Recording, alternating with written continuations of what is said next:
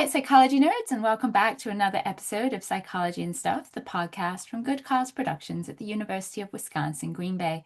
I'm your host, Alison Jane Martingano, and today I'm joined by Dr. Jason Harman, who is an associate professor of psychology and human factors at Michigan Technological University up in Michigan's Upper Peninsula. Dr. Harman's research combines human experiments with computational models to better understand judgment and decision making. I actually had the chance to visit Michigan Tech recently in February, and it was extremely snowy, like the kind of snowy that makes you question all of your life choices. But it was really lovely trip, and while I was there, I had the chance to spend some time talking with Jason. And one of the things about academic visits, of course, is realizing how much overlap there is between people's research interests. So I already knew we had some shared interests around VR and measurement, but in preparing for this conversation, I actually realized that our research programs actually even more intertwined than I originally thought. So thank you so much, Jason, for joining me today. You're welcome. It's great to be here. So let's get started with your more classic research in judgment and decision making. So a lot of your research looks at how people make decisions in environments where things are changing over time.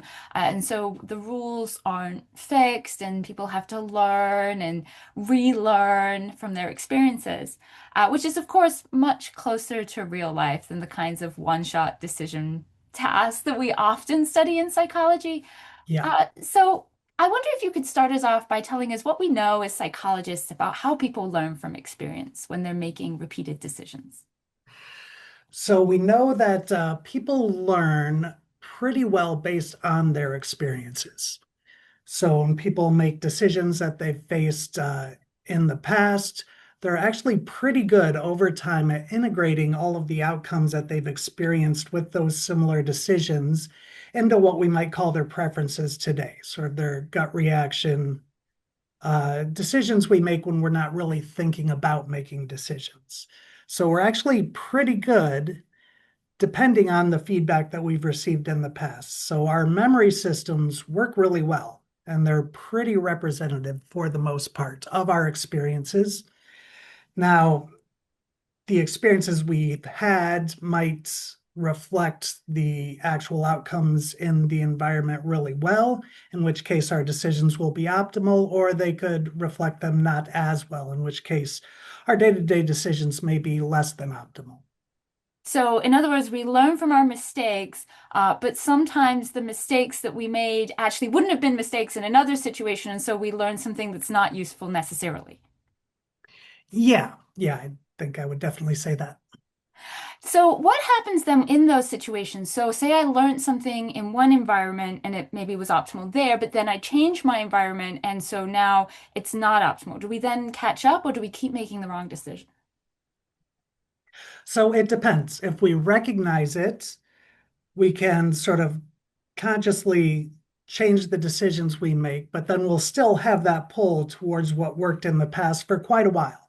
So the thing about this type of memory is it takes a long time to develop and it takes a long time to change Mhm. for the most part. Sometimes we will react very quickly to a more recent outcome or some bad outcome that happened as a result of our decisions.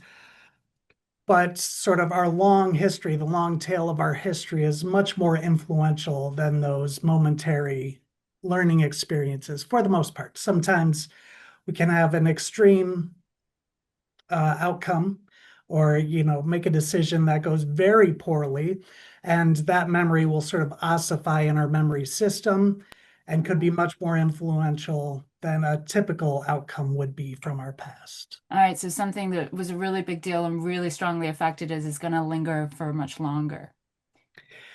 Yes, sometimes it depends, though, of course.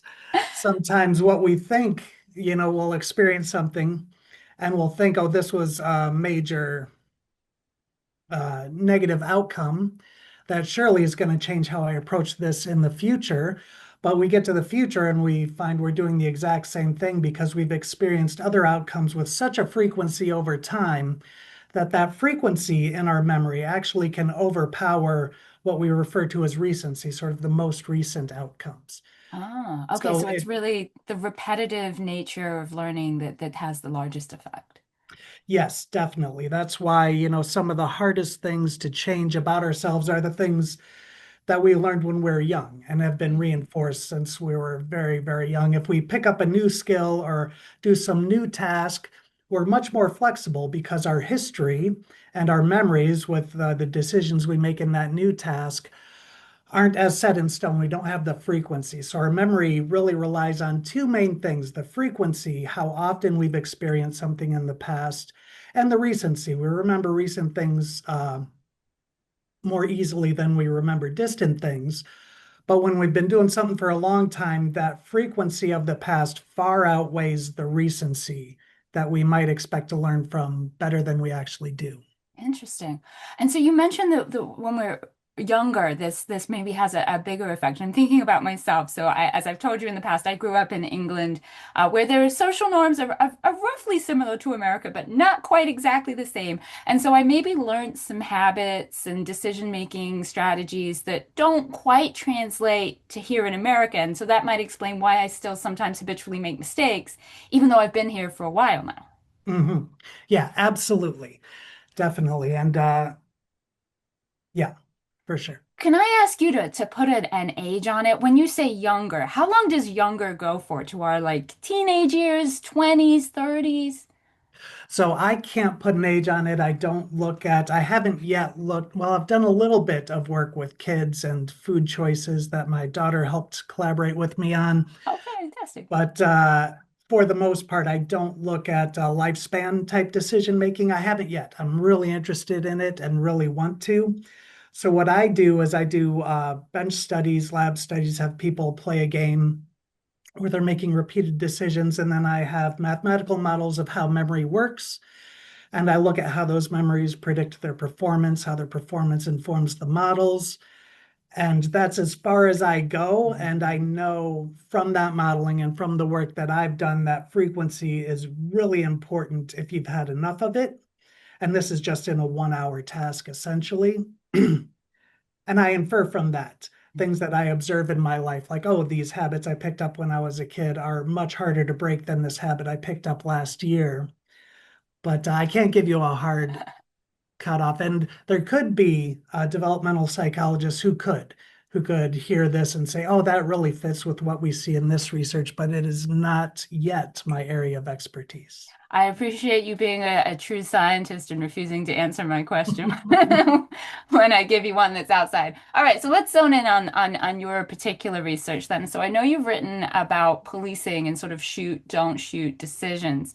So can you explain how that sort of habitual decision making helps us to understand when people make those decisions in those very high stakes, do I shoot decision situations? Yeah, so a little bit. So that was a paper, it was a really fun project. After the George Floyd happened, a lot of psychologists were looking at, okay, how can the work that we do help make society a little bit better? And some academics up in Canada organized a special issue, and they sort of looked around and they got a hold of me because of my work in dynamic decision making to sort of write about what can cutting edge dynamic decision making science tell us that could help lead to better police training, better outcomes in those types of situations. So I got together with a couple of friends of mine, Steve Graining, who is a neuroscientist, and Don Zhang, who's an organizational psychologist. And Don Zhang actually, when he was an undergrad, worked with Tim Pleskak, who's currently at Indiana University. And he did all of the work on the shoot, don't shoot task. So the shoot, don't shoot task started being used in the early 2000s, I believe, by social psychologists and other people. And it's a task where you show someone a picture and there's a background and there's a person and they're either holding a gun or holding something that's not a gun. And your task is to hit either shoot or don't shoot as quickly as possible. So trying in a lab to mimic these split second consequential decisions that happen in the real world.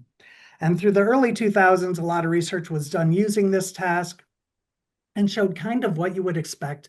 People were made fewer errors when a white person was holding something that was not a gun, made more errors when a black person was holding something that was not a gun, and the like. And what Tim did was he did some really good modeling. He had used an accumulation decision-making model, a drift diffusion type model, which looks at the way we make decisions as an accumulation of evidence. So a dynamic accumulation of evidence over time, which can happen very quickly. So when we're faced with a decision, we have, say, option A or option B, we very quickly from memory and from our previous experiences accumulate evidence for decision A or for decision B. And we have some sort of threshold that once of those internally reaches this threshold, we quickly make the decision. So using this modeling and applying it to the historical shoot, don't shoot task and some new data, he was actually able to get a more in-depth sort of look at this decision in the lab. And what he found was pretty interesting, if I remember correctly, that so when, and this is the results are really detailed, and my memory of it is sort of the top line. Actually, when faced with an African American target, most people actually set a higher decision threshold than faced with a white target, which is not what you would expect from the results, but the accumulation of evidence, this automatic process of retrieving memories for or against a decision, actually happens much faster, which leads to quicker decisions and more errors. So that's sort of the part of that research that I really liked and we talked about in that paper.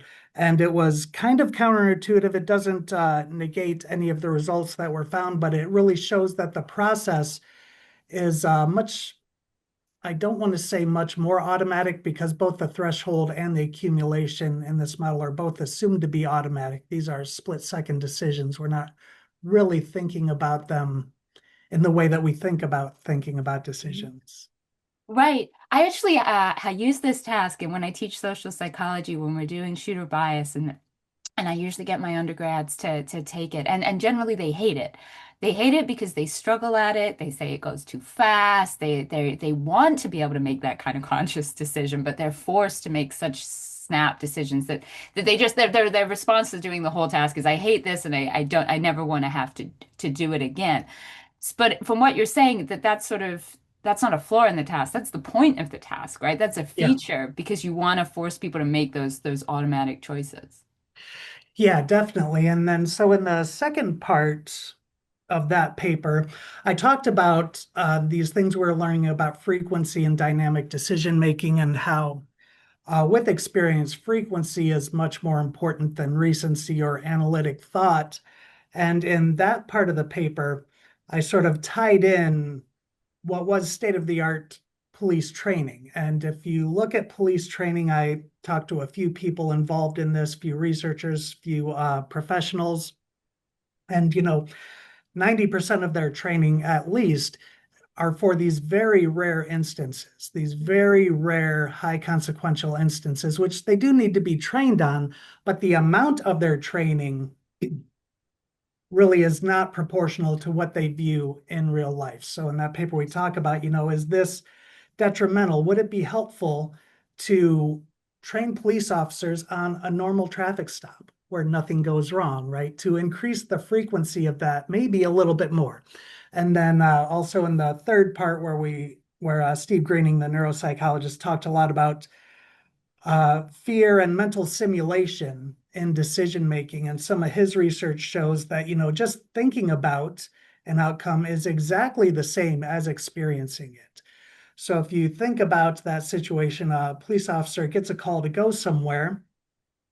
They're using their own experience through their training and through their history, but they're also using information given by the dispatch caller. They're also on their way there thinking about every possible scenario that could go on. So all of this is going to influence that split-second decision making. And if we want more accurate split-second decision making, we really need to look at the whole thing. Part of the shoot no shoot task I don't think it was in our paper, but I remember Tim Pleskak talking about this, is that there's a big effect with pre-information. So what the dispatcher tells the Mm. police officer essentially can really bias decision making and outcomes. I wish I could remember the exact details of those results, but he found that that was really, really important and much more important than people had thought about previously.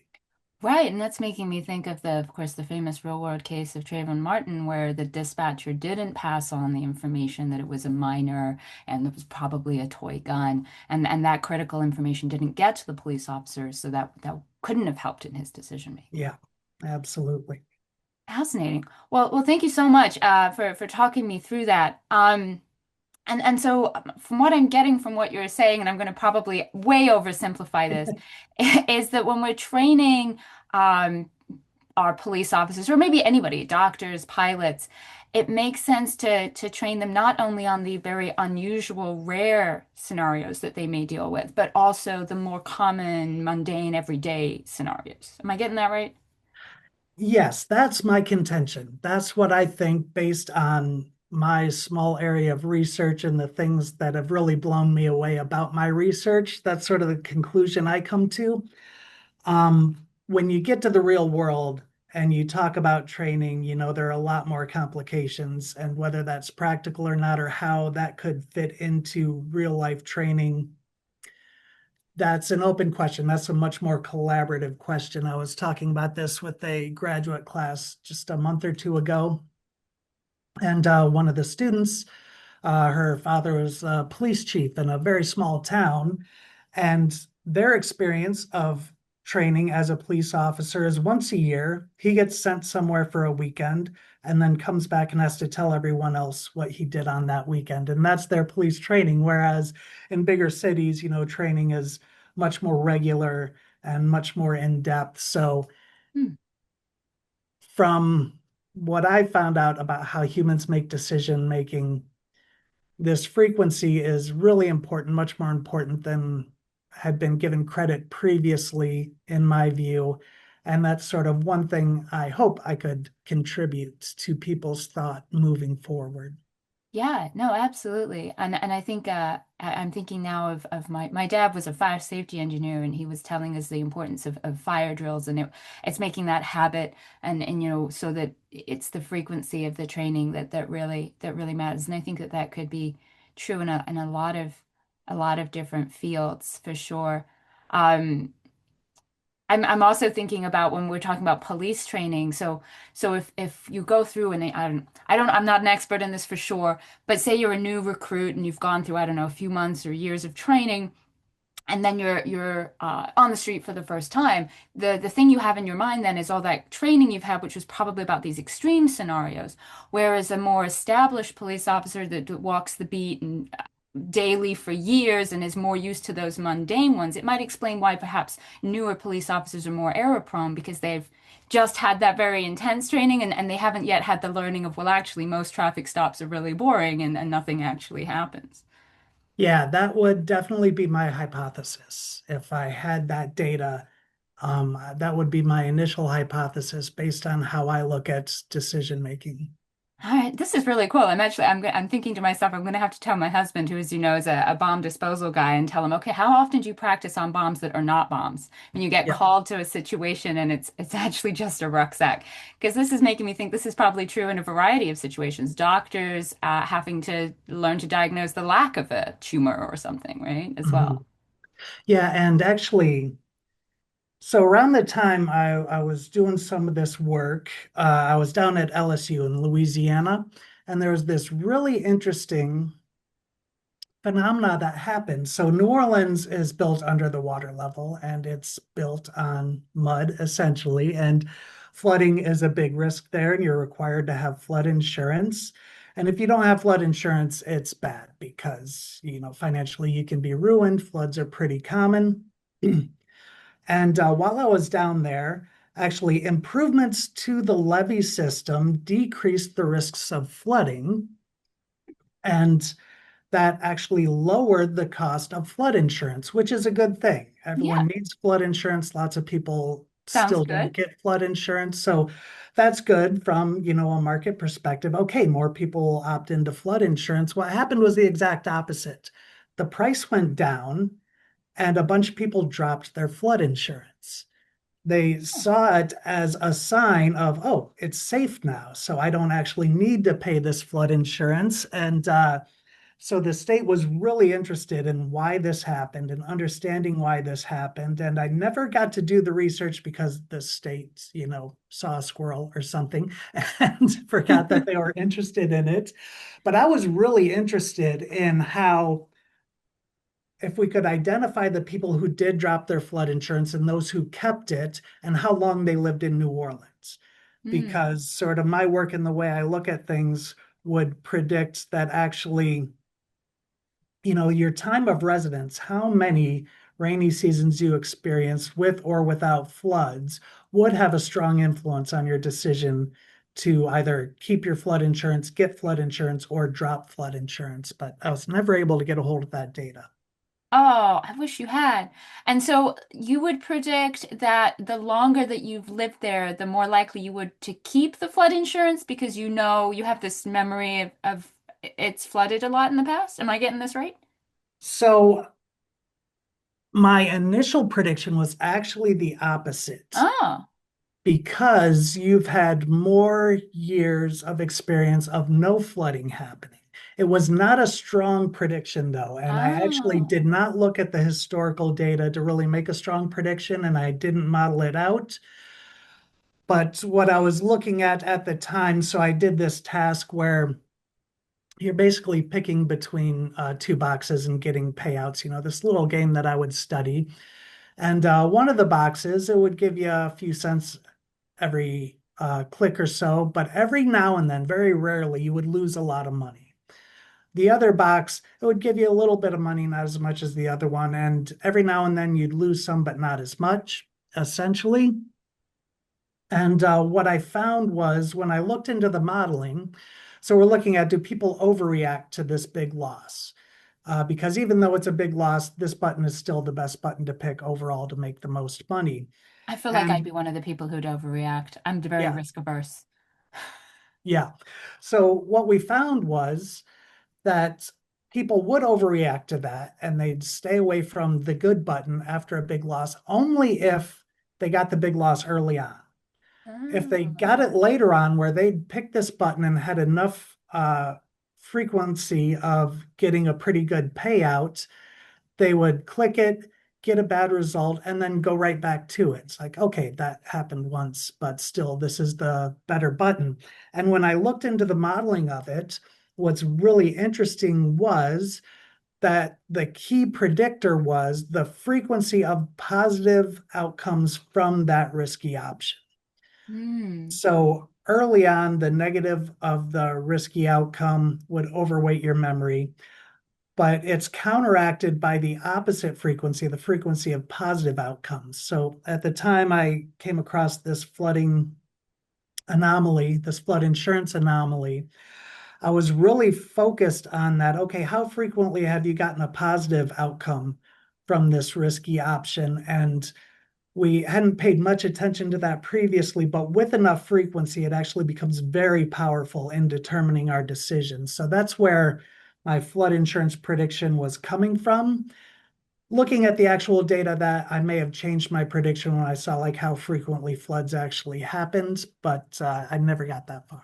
No, that makes so much sense. And so I'm thinking about this. So we were talking earlier about like the importance of early learning in life as a child or a young person, but now we're talking about like early learning in relation to the specific task that we're now learning to do. So I'm thinking like, oh, you're learning to drive and maybe you are speeding and you get a speeding ticket within your first 6 months of driving. Well, that's probably, from what you're saying, going to make you less likely to speed than somebody who doesn't get a speeding ticket for the first 20 years that they're driving. Yes, absolutely. Not only will, because your frequency is lower, you're just learning to drive, not only will that have a greater impact on your immediate decisions following that, it's also going to change what you do following that. So when you're just learning something, early feedback is important, not just because of the memories, but because it shapes the actual training that you take on subsequently, right? Interesting. Interesting. I like this. So now I don't feel like, oh, I'm set. So every new task that I learn, I essentially become an early learner again, right? And all of these phenomenon happen to me again. For the most part, yeah, it depends on how similar tasks are. If you can, sometimes it's really good to try to use analogy or transfer knowledge from one task to another task. It can give Ah. you a jump start on learning another task and gaining expertise. But sometimes you don't want to do that. You want to be fresh and learn from scratch. All right. So if I was going to suddenly start to learn a motorbike, I might take my car driving knowledge and apply it, which could be good or it could be bad, depending on how similar those things are. Yeah. All right. And how good of a driver you are. If you're a Right. terrible Well, I'm driver, fantastic, obviously. okay, well then absolutely you would want to transfer those skills. If you're not a great driver, say, oh, this is a totally new task. I need to learn from the ground up. I have a story about this. So my dad drove a motorcycle all of his youth, and then we went on a family vacation and went quad biking. And none of us had been quad biking before, but the three of us who had never driven a motorcycle did just fine on a quad bike. And my dad struggled so hard because he was trying to lean, and of course you don't Yeah. lean on a quad bike. So in that case, he was transferring knowledge in a unuseful way. Yes, definitely. All right, I've talked more than I intended to about this section of our interview, so I am going to massively shift gears now very quickly to talk about gamified assessments. So, Yeah. traditionally in psychology, we measure things like personality using questionnaires and surveys. Mhm. You ask somebody something like, "Am I organized?" and how much do you agree or disagree with that statement? And you obviously hope that they answer honestly and thoughtfully. But I know, Jason, you've been working on an alternative approach to measure personality from behavior in these game-like environments. So could you Yes. describe sort of your basic approach to that testing and what it looks like? Yeah. So what we came up with, so we're measuring personality primarily. We're moving into other things, empathy, hopefully in the future. Yes. But we're measuring personality, and instead of these terrible, miserable inventories, I'm the life of the party, strongly agree, strongly disagree. We're looking at people's behavior. So we give them a game, and the game is essentially a choose your own adventure. So you read this narrative. It's a fantasy narrative. You wake up in a cave and you forgot your name, and you see a sword on the ground and a satchel. And what do you do next? Do you take the left tunnel? Do you take the right tunnel? You come across a worm creature. Do you trust the worm creature and talk to it? Do you hide and run away? So we created this fantasy game, fantasy story, really, where you're making choices along the way. And these choices we've designed to reflect your personality. So the idea behind this is we have a personality, a predictable way that we behave in the environment over our lifespans. We're very conscientious, we're open to experience, we're neurotic. There are five big ones and sometimes a sixth. And these reliably sort of can predict how we'll behave in a certain situation. So we design these options to where if you're a highly conscientious person, one option you have the option of being sort of very cautious and thoughtful. Another option just uh, bound in without regard for anything. Another option to do something different. And the idea is our personalities reflect our beliefs in the effectiveness of our behavior. So I'm a highly conscientious person. And when I interact with the world, I do so in a conscientious way. I think about things, I'm thoughtful, considerate of others, I'm great, basically. The reason that I do that, excuse me, is because I believe that's the most effective way to accomplish something. So I have some goal, I need to accomplish that goal. I believe the most effective way to accomplish that goal would be by doing something conscientious. So that theory, implicit trait policy, I believe is the name of that theory, is how we tied using behavior, stated behavior in this game to measure people's personality. You're getting through this game, this story, you want to do it the most effective way possible. So you're going to choose actions that you believe to be effective, and you believe them to be effective because they're consistent with your personality, and that's how you behave in the real world. that's the gist. So the original studies we did, it was just a text-based game. You're just reading the story and making decisions. We added some illustrations later on, which are cool and make it prettier, but don't really affect how well it measures your personality. We're working on a VR version at the moment to sort of make it more embodied and immersive. Um, because we can really, I think it's still going to do pretty well at measuring your personality. So can I challenge you from a skeptic's point of view? So, Absolutely. so I understand that the theory, is that we think these personality characteristics are the most utilitarian in the real world. But it sounds like the game is sort of a fantasy world. And so, what would you say to a skeptic that's like, well, I don't know, when I'm gaming, I am way more outgoing than I would ever be in my real life. Do you ever think people might put on their gaming personality as it is? So I do think about that. I did think about that a lot. We thought about that a lot as we're creating it, and we found no evidence pointing in that direction. Hmm. One of the things we did, not really a scientific test, but we added this because we thought it would be interesting. The first thing you have to do is choose a name. So you can't remember who you are. You get to choose your name. And we gave them three options. We gave them, and they're both all fantasy type names like Zorzad and something. I can't think of them offhand, but we gave them sort of a male sounding name, a female sounding name, and kind of an alien name. And then we looked at what people chose, and people generally chose gender consistent names, the name that was consistent with the gender that they reported.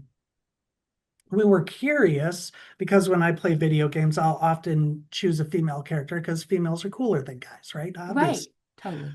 We were interested if we would see much of that, and we didn't see much of it at all. Hmm. And we also, when we have people play this game, we have them also fill out a traditional personality inventory and correlate the two.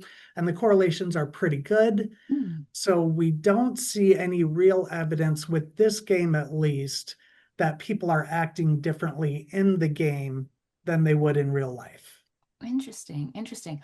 And when you're translating this into VR, as you mentioned, is it going to keep its sort of fantasy aspects, or is it going to become more sort of mundane? What are you having for breakfast?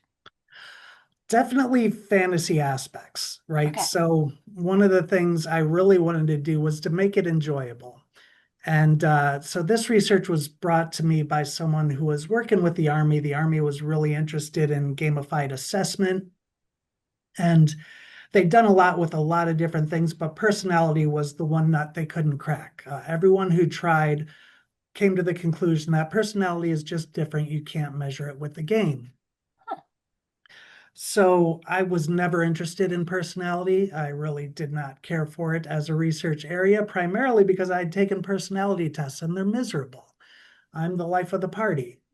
The correct answer to every single question I would take on a personality inventory is it depends. Depends on the party, depends who's around, depends how I'm feeling that day, right? So they would really annoy me. So I wanted to make something that was fun. So I wanted to make it a game. I did not want to make it boring. So in IO psychology, they do a lot of things called situational judgment tasks, which are very similar. You're given a scenario, you're at your office, everyone is left. Do you steal paper clips or do you not steal paper clips? More in depth than that, but same basic concepts, except it's not fun. It's boring and it's has fidelity towards the real world, but I know exactly what you're asking me. And of course, I'm not going to tell you that I'm going to steal the paper clips, whether I do or don't steal paper clips. Um, but it was important to me to keep it fun and make it separate from life, right? So make it reduce the real world fidelity, hoping that people will still act consistently with their personality because we want to measure that very specifically. Yeah, and I'm seeing now that the benefit of taking it outside of reality and doing this fantasy world is that now I can steal the paper clips and I have sort of this plausible deniability. I'm not Mhm. stealing the paper clips. This fantasy character in this fantasy world is, but actually it's reflecting your internal decision making. Yeah. Clever, very clever. So, Jason, what would you say is the main challenge in building these games? Is it the practical or what do you struggle with in this area? So the biggest struggle I've had is getting good criterion data. Mm, So the big push for a gamified personality assessment is personality is very important to companies for hiring.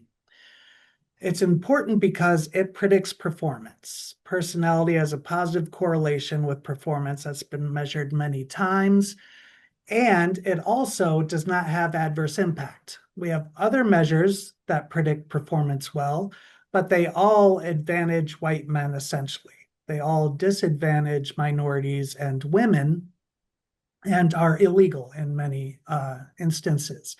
So people in the business world love personality because it can actually help you predict a good performer and it avoids moral and legal issues.